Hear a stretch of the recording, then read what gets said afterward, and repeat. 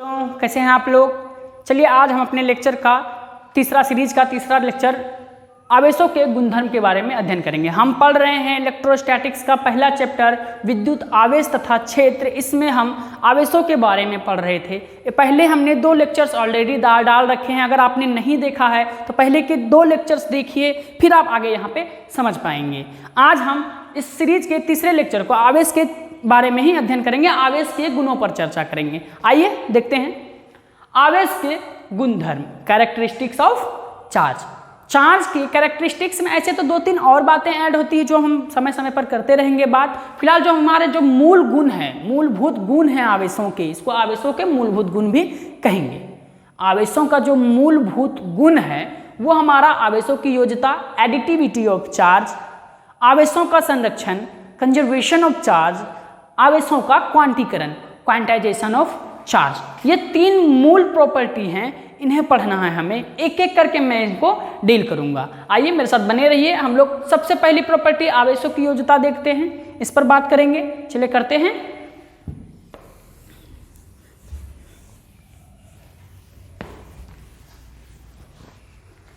पहली प्रॉपर्टी है हमारी क्या? आवेशों की योज्यता।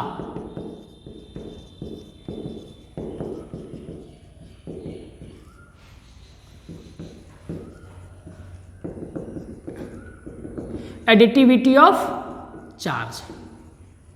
यस, इस पर बात करेंगे हम लोग। क्या होता है एडिटिविटी ऑफ चार्ज, क्या होता है? अभी हमने पिछले लेक्चर में देखा था कि आवेशों के बारे में एक बात हमने जाना था कि आवेश हमारा स्केलर क्वांटिटी है, अदिश राशि है। अब अदिश राशि को जोड़ने के लिए हम अदिश अलजेब्रा का यूज करते हैं, ऑर्डिनरी अलजेब्रा का यूज करते हैं, साधारण बीजगणित का यूज करते हैं, है ना।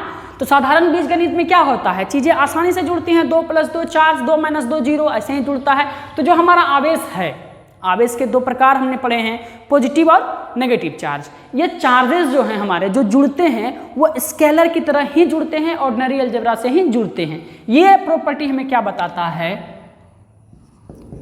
एक निकाय, निकाय बोले तो सिस्टम, सिस्टम कैसा system? Isolated system. Isolated system का मतलब होता है इनको बाहरी फोर्सेस से, बाहरी दुनिया से कोई मतलब नहीं है। एक निकाय का कुल आवेश, टोटल चार्ज, निकाय में उपस्थित आवेशों के, चार्जेस के बीजगणितीय योग के बराबर होता है। ये हमारा स्टेटमेंट है। क्या है स्टेटमेंट हमारा? देखिए फिर से मैं आपको दिखाऊं। एक निकाय, एक सिस्टम का कुल आवेश, टोटल चार्ज, निकाय में उपस्थित टोटल चार्ज, निकाय में उपस्थित अन्य चार्जेस के, अन्य आवेशों के बीजगणितीय योग के बराबर होता है, बीजगणितीय योग के बराबर होता है। इसको मैं एक फिगर से समझा पाऊं आपको। देखिए आप, एक फिगर है यहाँ पे, देखिए यहाँ पे टोटल चार्ज, मान लीजिए यहाँ पे एक चार्ज है Q1, दूसरा चार्ज है Q2, तीसरा चार्ज है Q3, चौथा चार्ज है Q4, इसी तरह से बहुत सारे Qn तक मान लीजिए टोटल चार्जेस हैं हमारे। अब इस पूरे सिस्टम का टोटल चार्ज कितना है? मान लेते हैं टोटल चार्ज, कुल आवेश मान लीजिए Q, ठीक है। टोटल चार्ज कितना हो जाएगा? इनका अलजेब्रिक सम बोला हमने, क्या लिखेंगे? +- Q1, आपको पता है +- क्यों? +4 positive charge, -4 negative charge. Q1 +- Q2 +- Q3 ... +- Q1। यही हमारा आवेशों की योज्यता का मतलब है। एक एग्जांपल मैं दूं आपको। देखिए आप, मान लीजिए किसी बॉडी में 2 चार्जेस हैं, एक +2 कूलम, एक -5 कूलम। तो इस बॉडी में टोटल चार्ज कितना है? टोटल चार्ज अलजेब्रिक सम +2 कूलम -5 कूलम = -3 कूलम। बात याद रखने लायक क्या है यहाँ? बात आप याद क्या रखेंगे? नोट में क्या याद रखेंगे? Proper sign. क्या रखेंगे? प्रॉपर साइन यूज करेंगे। प्रॉपर साइन का मतलब क्या है? प्रॉपर साइन का मतलब होता है जब चार्ज के पास पॉजिटिव होगा तो पॉजिटिव लिखेंगे, नेगेटिव होगा तो नेगेटिव लिखेंगे। ओवरऑल वैल्यू में भी जो साइन आएगा हमारा, उस साइन के साथ चार्जेस को लिखेंगे, प्रॉपर साइन यूज करेंगे यहाँ पे, ठीक है। ये हमारा आवेशों की योज्यता पे बात करी हमने। आपको फिर से रिपीट कर दूं इस बात को कि आवेशों की योज्यता का साधारण मीनिंग होता है एक बॉडी में जितने चार्ज प्रेजेंट होंगे सबका अलजेब्रिक सम हो जाएगा, बीजगणितीय योग हो जाएगा, जितने भी चार्जेस हों। यही हमारा आवेशों की योज्यता की बात है। क्लियर हैं आप लोग? चलिए मैं बताऊं कि एक सिस्टम में, एक आइसोलेटेड सिस्टम में साधारणतया कितना चार्ज हो सकता है। कुल चार्ज कितना हो सकता है हमारा, हम जानते हैं। आइए देखते हैं। चलिए मैं आपको ले चलूं, एक पूरा ब्रह्मांड हमारा किस चीज का बना हुआ है। आप जानते हैं पूरा ब्रह्मांड हमारा अणुओं से बना है, परमाणुओं से बना है। एक परमाणु में जितने इलेक्ट्रॉन होते हैं उतने ही प्रोटॉन होते हैं।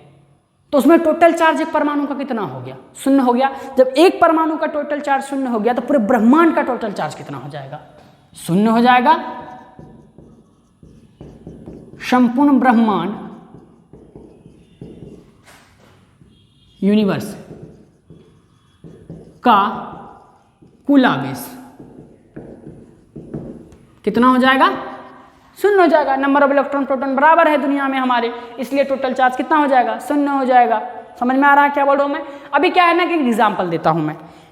हमारा ये 2 हाथ है, अभी हमने इसको रब नहीं किया, अभी टोटल चार्ज इसका कितना है? 0 है। हमने रब किया, रब करने के बाद 10 यूनिट इलेक्ट्रॉन निकल के इसमें आ गए, तो इसमें कौन सा चार्ज आ गया? 10 यूनिट इलेक्ट्रॉन निकल के आया है, इसमें इलेक्ट्रॉन की संख्या अधिक हो गई, इसमें नेगेटिव चार्ज आ गया। इसमें इलेक्ट्रॉन की संख्या कम हो गई, इसमें पॉजिटिव चार्ज आ गया। इलेक्ट्रॉन जिस बॉडी से निकल के जिस बॉडी में गया उसको ऋणात्मक कर दिया और इसको धनात्मक कर दिया। तो दोनों में अभी टोटल चार्ज कितना है? -10 + 10 = 0। तो हम कहेंगे कि एक आइसोलेटेड सिस्टम में चार्जेस नहीं बदलते हैं। यहीं से हमारा सेकेंड जो हमारा प्रॉपर्टी है इसको देखने की क्षमता आएगी हमें। सेकेंड प्रॉपर्टी हमारा क्या था? हमने देखा सेकेंड प्रॉपर्टी क्या था हमारा। चलिए देखते हैं हम लोग। फर्स्ट प्रॉपर्टी हमने पढ़ी एडिटिविटी ऑफ चार्ज। चलिए सेकेंड प्रॉपर्टी पे आते हैं। सेकेंड प्रॉपर्टी है हमारा कंजर्वेशन ऑफ चार्ज, आवेशों का संरक्षण, है ना, कंजर्वेशन ऑफ चार्ज। आवेशों के संरक्षण पे बात करें हम लोग तो आवेशों के संरक्षण से सिंपली आप इसको कंपेयर कर सकते हैं एनर्जी कंजर्वेशन से, है ना, ऊर्जा संरक्षण सिद्धांत से। क्या था हमारा ऊर्जा संरक्षण सिद्धांत? ऊर्जा को ना तो उत्पन्न किया जा सकता है और ना ही नष्ट किया जा सकता है, इसको एक रूप से दूसरे रूप में परिवर्तित किया जा सकता है। बिल्कुल उसी तरह से हम लोग यहाँ देखेंगे कि आवेशों को ना तो उत्पन्न किया जा सकता है ना ही नष्ट किया जा सकता है, बस इसको एक बॉडी से दूसरे बॉडी में ट्रांसफर किया जा सकता है। ये जो मैंने कथन बोला आपको, ये कथन बेंजामिन फ्रैंकलिन साहब का था। उनके अनुसार, बेंजामिन फ्रैंकलिन के अनुसार क्या था कथन हमारा? आवेशों को ना तो उत्पन्न किया जा सकता है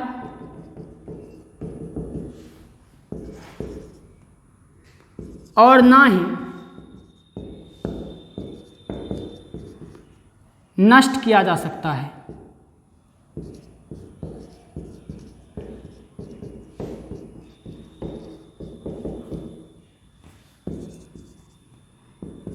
इसे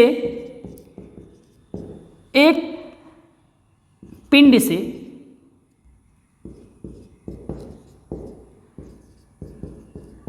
दूसरे पिंड में, एक बॉडी से दूसरी बॉडी में स्थानांतरित, बोले तो ट्रांसफर किया जा सकता है। मैं फिर से आपको पढ़ दूं ये स्टेटमेंट, देखिए क्या है हमारा? आवेशों को ना तो उत्पन्न किया जा सकता है और ना ही नष्ट किया जा सकता है, इसको सिर्फ ट्रांसफर किया जा सकता है एक बॉडी से दूसरी बॉडी में। इसको डिटेल में समझते हैं थोड़ा। अभी क्या है ना, एक एटम को पकड़ते हैं। एक एटम में हमारा जितना प्रोटॉन न्यूक्लियस में होता है हमारा, उतना ही इलेक्ट्रॉन बाहरी कक्षाओं में चक्कर लगा रहा होता है। तो number of electron number of proton fix है दुनिया में, पूरा दुनिया में नंबर ऑफ इलेक्ट्रॉन और प्रोटॉन फिक्स है, तो ना तो हम इलेक्ट्रॉन को उत्पन्न कर सकते हैं ना ही नष्ट कर सकते हैं जनरली हम, इसलिए हम क्या बोलेंगे, ना तो चार्ज को उत्पन्न कर सकते हैं और ना ही नष्ट कर सकते हैं। बस इसको ट्रांसफर कैसे करते हैं, इलेक्ट्रॉन के माध्यम से, एक इलेक्ट्रॉन की चार्ज को ट्रांसफर करते हैं हम लोग, बिल्कुल इसी तरह से। अभी सिंपली मैं अगर एक और स्टेटमेंट यहाँ पे बोलूँ तो क्या बोलूँगा, एक आइसोलेटेड सिस्टम का टोटल चार्ज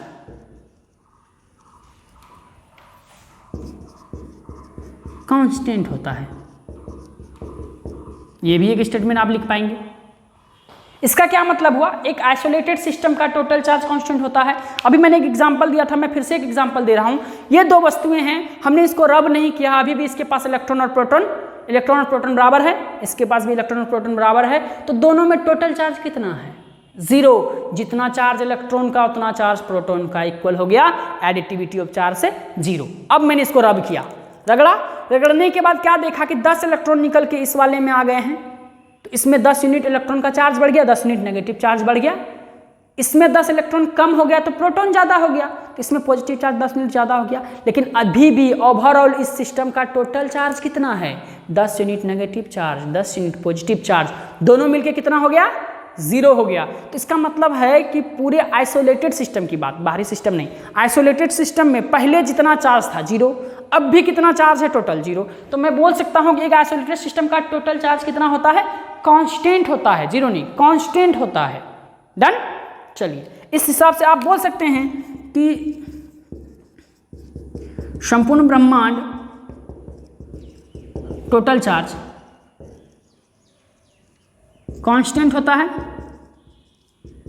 0 भी बोल सकते हैं इसको, पिछले हमने बोला था, है ना।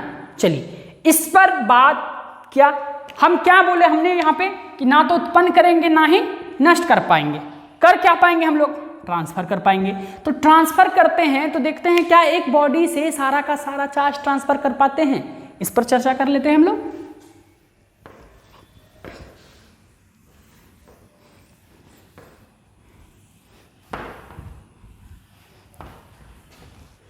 एक क्वेश्चन के माध्यम से करते हैं, क्वेश्चन लिखते हैं। देखिए आप क्वेश्चन के माध्यम से, क्या एक बॉडी से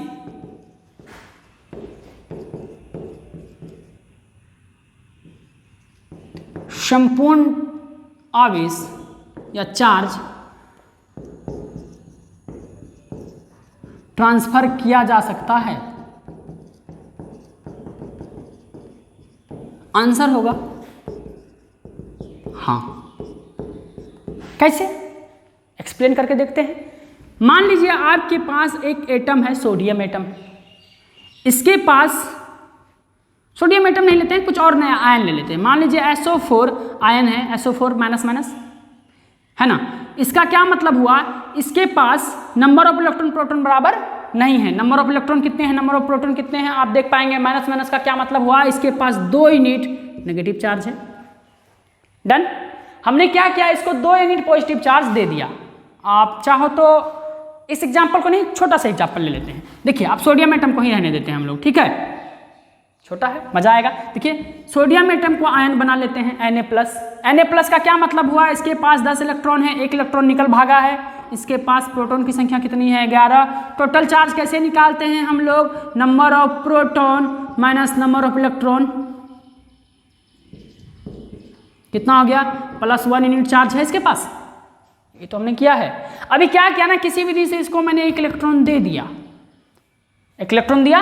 1 इलेक्ट्रॉन देने के बाद ये हमारा प्लस साइन हट जाएगा, क्योंकि इसके पास 1 इलेक्ट्रॉन देने के बाद 11 इलेक्ट्रॉन हो जाएंगे। 11 प्रोटॉन तो थे ही पहले से। अभी टोटल चार्ज कितना हो जाएगा इसका, 11 - 11 = 0। क्या हमने इस बॉडी के चार्ज को ट्रांसफर नहीं कर दिया, कर दिया? क्या टोटल चार्ज ट्रांसफर नहीं किया? अभी 1 यूनिट चार्ज था, अभी टोटल चार्ज 0 है, तो टोटल चार्ज ट्रांसफर कर दिया। ट्रू। चलिए, एक और कंसेप्ट, एक और बात हम लोग यहां जानेंगे एक क्वेश्चन के माध्यम से। क्या एक बॉडी से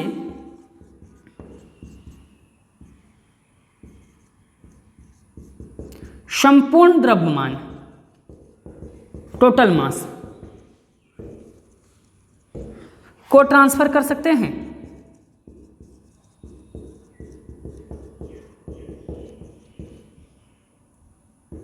आंसर क्या होगा हमारा? नहीं। क्यों नहीं कर सकते हैं? टोटल चार्ज तो हमने ट्रांसफर कर लिया था, टोटल मास क्यों नहीं कर सकते हैं?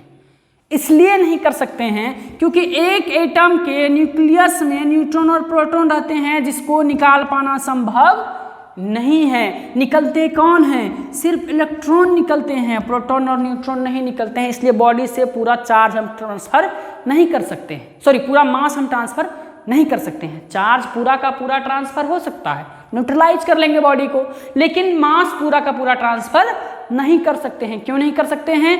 क्योंकि हमारा न्यूट्रॉन और प्रोटॉन न्यूक्लियस में होते हैं जिनको तोड़ना संभव नहीं है हमारे लिए। ठीक है, ये हमने कुछ बातें पढ़ी किसमें? कंजर्वेशन ऑफ चार्ज में। हमने दो प्रॉपर्टीज पढ़ी अब तक, एक एडिटिविटी ऑफ चार्ज, दूसरा conservation of charge. Conservation of charge में हमने क्या देखा कि चार्ज हमारा कांस्टेंट होता है, नियत होता है, ये बदलता नहीं है। ना तो इसको नष्ट कर पाएंगे ना ही उत्पन्न कर पाएंगे, बस इसको एक बॉडी से दूसरे बॉडी में ट्रांसफर कर पाएंगे। ठीक है, अभी मैं यहीं पे एक दो बात और कर लूँ कि एक्चुअल में बॉडी में जो चार्ज ट्रांसफर होता है, ट्रांसफर होता कौन है? ये चार्ज उत्पन्न करने के लिए जिम्मेदार कौन है, इस पर बात कर लें यहाँ पे।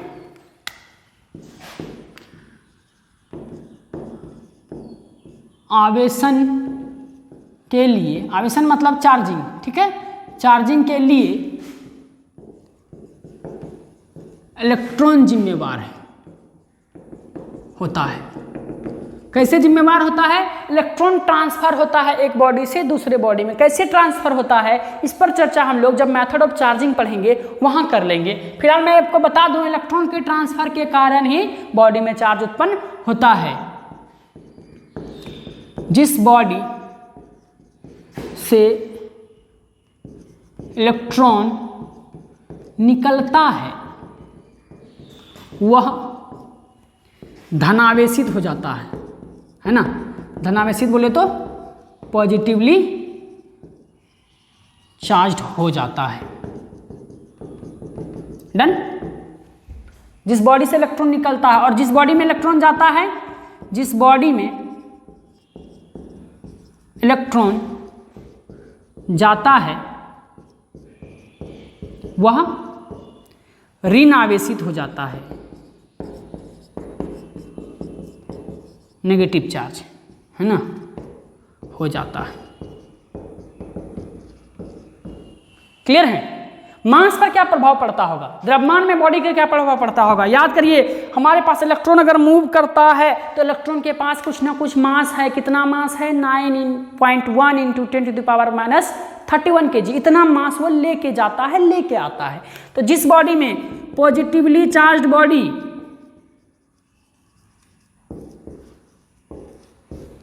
जिस बॉडी में धन आवेश आया है, उसका द्रव्यमान घट जाता है। क्लियर है? और negatively charge body, negatively charge body का द्रव्यमान क्या होगा? इलेक्ट्रॉन आया है तो द्रव्यमान बढ़ेगा, बढ़ जाता है ना, इंक्रीज करता है। सिंपली नेगेटिव चार्ज बॉडी का द्रव्यमान बढ़ जाता है, पॉजिटिवली चार्ज बॉडी का द्रव्यमान घट जाता है। ये छोटी छोटी बातों को आपको याद रखना है। ठीक है, इससे अब थोड़ा आगे बढ़ते हैं हम लोग थर्ड प्रॉपर्टी के पास। थर्ड प्रॉपर्टी के पास बढ़ते हैं, चलिए देखते हैं।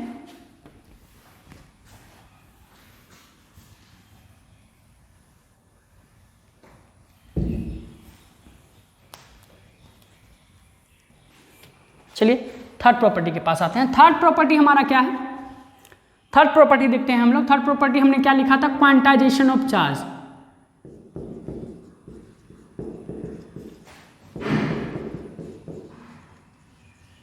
क्या बोला था हमने इसको? आवेशों का, हिंदी में आवेशों का क्वांटीकरण। ये क्वांटाइजेशन का क्या मतलब होता है? क्वांटाइजेशन का मतलब होता है, एक क्वांटम आपने देखा, क्वांटम मतलब होता है छोटे छोटे टुकड़े, छोटे छोटे पैकेट्स। अभी हम जान रहे हैं कि सबसे छोटा पार्टिकल हमारा कौन है? इलेक्ट्रॉन है। ठीक है, सबसे छोटा पार्टिकल इलेक्ट्रॉन है, और इलेक्ट्रॉन में जो चार्ज है हमारा, कितना चार्ज है 1.6 इंटू 10⁻⁻19 कूलम। ये जो चार्ज है जिसको हमने ई सिंबल दिया है, ये ई में चार्ज है हमारा, एक इलेक्ट्रॉन का चार्ज ई है। अब बताइए हमको, किसी बॉडी में जब चार्ज ट्रांसफर होता है तो इलेक्ट्रॉन ट्रांसफर होता है। अब किसी बॉडी में, इस बॉडी में बताइए क्या इलेक्ट्रॉन कैसे ट्रांसफर होगा, 1 electron, 2 electron, 3 electron, 5 electron, 20 electron, 1000, 10,000, lakh, 2 lakh, 5 lakh, ऐसे होगा? ऐसा तो नहीं कि 2.5 इलेक्ट्रॉन ट्रांसफर कर लिए, 1.5 इलेक्ट्रॉन ट्रांसफर कर लिए, 1.25 इलेक्ट्रॉन ट्रांसफर कर लिए, ऐसा तो नहीं करेंगे। जब इलेक्ट्रॉन मल्टीपल होगा हमारा इंटीजर में 1 2 3 4 5 6 होल नंबर में सिंपली, तो क्या हमारा चार्ज भी ई का ही तो मल्टीपल होगा? ई को हमने क्या बोला? Quantum, 1 quantum. तो बताइए क्वांटम में ही तो चार्ज ट्रांसफर हुआ हमारा। अब आप समझ पाएंगे, मैं स्टेटमेंट लिखता हूं, आप धीरे धीरे देखिए। स्टेटमेंट क्या है हमारा, एक बॉडी में उपस्थित टोटल चार्ज है ना, कुल आवेश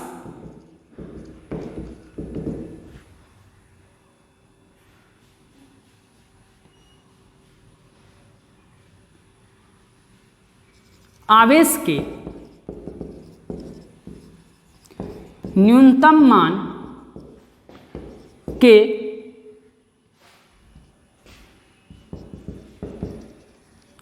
इंटीजर मल्टीपल है ना, इंटीजर मल्टीपल को आप पूर्णांक, पूर्ण गुणज भी बोल सकते हैं, के रूप में होता है। अब स्टेटमेंट को ध्यान से देखिए, क्या लिखा हमने, एक बॉडी में उपस्थित टोटल चार्ज कुल आवेश, आवेश के न्यूनतम मान के इंटीजर मल्टीपल के रूप में होता है। Integer multiple 1 2 3 4 5 6। जैसे कि मैं बोलूं कि एक बॉडी में टोटल चार्ज, एक बॉडी में टोटल चार्ज हमारा कितना है, Q है, ठीक है, या स्मॉल q भी ले सकते हैं, कोई बड़ा डील नहीं है हमारे लिए, Q है, ठीक है। चलिए Q हमारा हमने बोला क्या, टोटल चार्ज किसी बॉडी में उपस्थित होगा, वो किसके मल्टीपल में होगा, E के मल्टीपल में। E के कौन से मल्टीपल में, इंटीजर मल्टीपल में, पूर्ण गुणज में। यहाँ n हमारा क्या हो जाएगा, n हमारा क्या हो जाएगा, +-1 +-2 +-3 डॉट डॉट डॉट, है ना। और हमारा E क्या है, minimum value of charge 1.6 into 10⁻⁻19 coulomb, इसी के मल्टीपल में होगा चार्ज हमारा। नहीं समझे, कोई दिक्कत नहीं, फिर से आएंगे हम लोग। देखिए क्वांटाइजेशन ऑफ चार्ज का मतलब होता है कि किसी बॉडी में चार्ज प्रेजेंट जो होगा, उपस्थित रहेगा, वो E के मल्टीपल में रहेगा, E के मल्टीपल में रहेगा, ठीक है। कौन सा मल्टीपल, इंटीजर मल्टीपल में रहेगा। 1 गुना, 2 गुना, 5 गुना, 20 गुना, आधा पौना, 0.5 0.6 0.1 नहीं होगा। एक एग्जाम्पल से समझने का प्रयास करेंगे इसको हम लोग, देखते हैं एग्जाम्पल, ठीक है। आप घर में बार बार पढ़िए, आपको समझ में आएगा, कोई दिक्कत नहीं है। आपको बस नोट्स प्रिपेयर करना है अच्छे से, ताकि आपको एग्जाम टाइम में बेहतर काम आए आपका। मैं आपको लगभग बातें यहाँ डील कर रहा हूँ, और लगभग आपको यहीं पे सारा नोट्स भी मिल जा रहा है।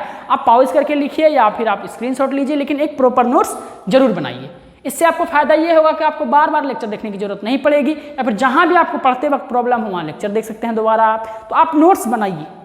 नोट्स बनाने से फायदा ये होगा कि जब आपने ये पढ़ा, फिर आपने जो लिखा, वो आपको डबल बेनिफिट देगा, ठीक है। चलिए मैं आपको एक एग्जांपल कराऊं।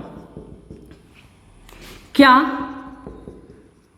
किसी बॉडी में 4.2 इंटू 10⁻⁻18 इलेक्ट्रॉन,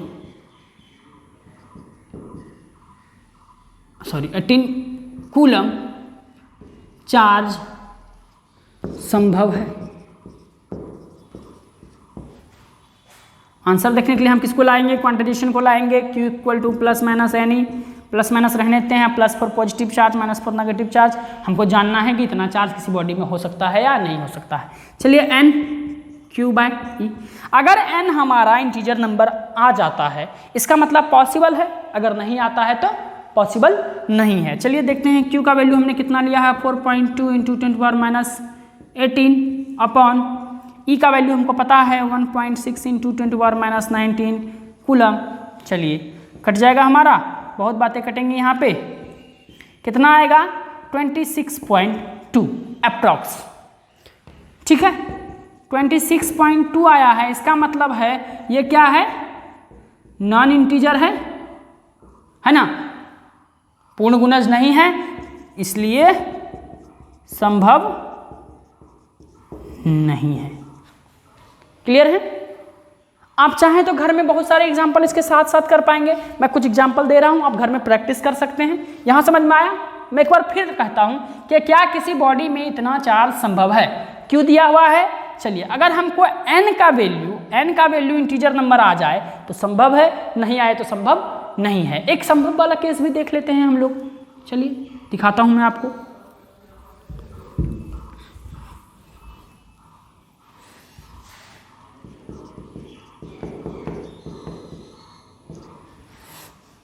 ठीक है, चलिए देखते हैं। Q equal to plus minus n e, n equal to q by e. Q है हमारा 4.8 इंटू 10⁻⁻18 कूलम। E का वैल्यू हमें पता होता है, कितना है 1.6 इंटू 10⁻⁻19 कूलम। कूलम उड़ गया हमारा, 16 तिया 48, 3 ये कटा हमारा, ये ऊपर जाएगा तो 10 बचेगा, हमें कितना बचा यहाँ 30 तो हमारा इंटीजर नंबर है, इसका मतलब संभव है। इस तरह से क्वेश्चन कर पाएंगे हम लोग। डन। यहीं से आप एक और क्वेश्चन कर पाएंगे, घर में करेंगे प्रयास हम लोग। फिलहाल मैं आपको लिख दूं, मिटाऊं। चलिए एक क्वेश्चन और करेंगे, आप चाहो तो घर में कर सकोगे। एनसीईआरटी का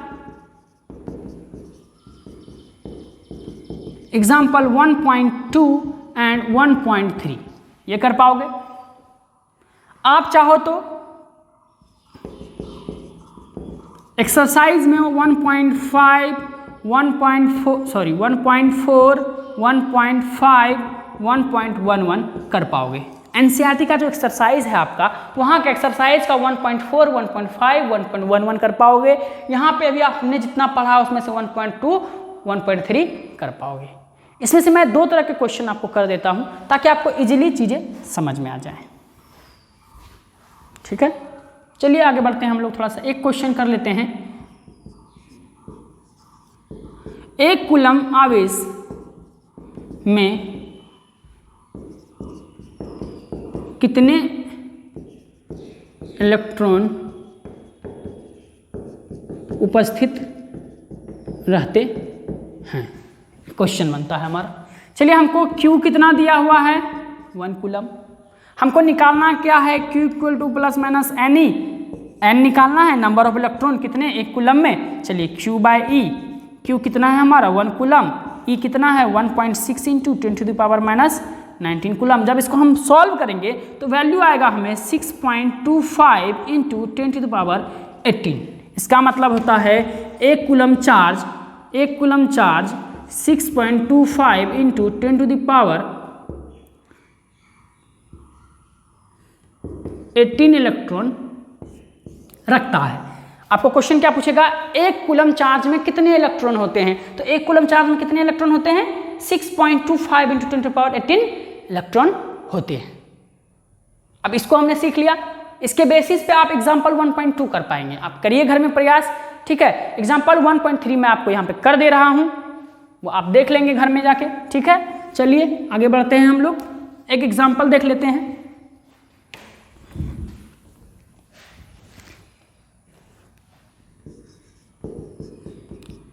एक कप पानी में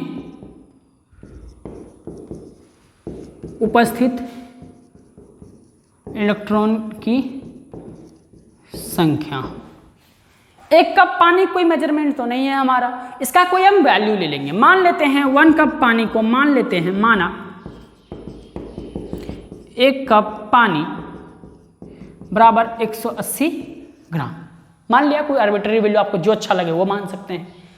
आपको मेनली पता करना है एक कप पानी में कितने इलेक्ट्रॉन या प्रोटॉन मौजूद होते हैं, उपस्थित रहते हैं। ठीक है, चलिए मैं आपको सिंपली बताऊं कि 1 मोल इलेक्ट्रॉन कितना होता है, 1 एवोगाड्रो नंबर के बराबर होता है। अगर हम ये पता कर ले कि इतने ग्राम पानी में कितना नंबर ऑफ मोल है तो ईजी हो जाएगा हमारा काम।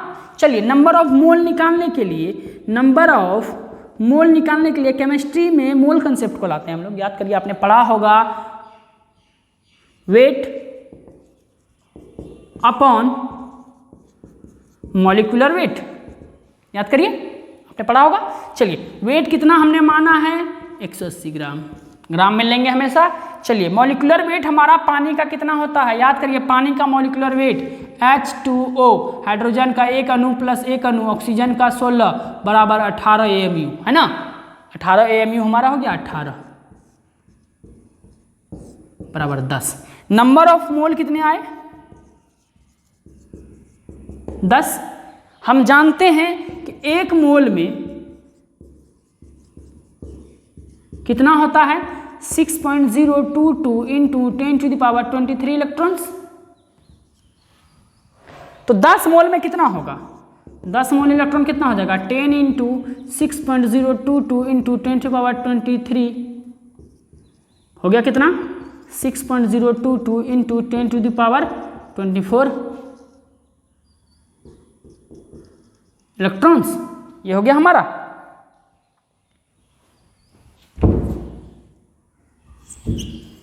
Six point 022 into 10⁻24 electrons. आप यहाँ पे चार्ज भी निकाल सकते हैं। इतना इलेक्ट्रॉन मौजूद होता है आपका इतना पानी में, चार्ज अगर निकालना हो तो एक इलेक्ट्रॉन के चार्ज से मल्टीप्लाई कर देंगे तो नंबर टोटल चार्ज आ जाएगा हमारा। आप चाहो तो कर सकते हो, ठीक है। चलिए, आज इतना है। आगे की क्लास में हम लोग पढ़ेंगे मेथड ऑफ चार्जिंग, चार्जिंग के कुछ मेथड पढ़ेंगे हम लोग, फिर आगे बढ़ेंगे हम लोग, ठीक है। चलिए, आज इतना ही, धन्यवाद।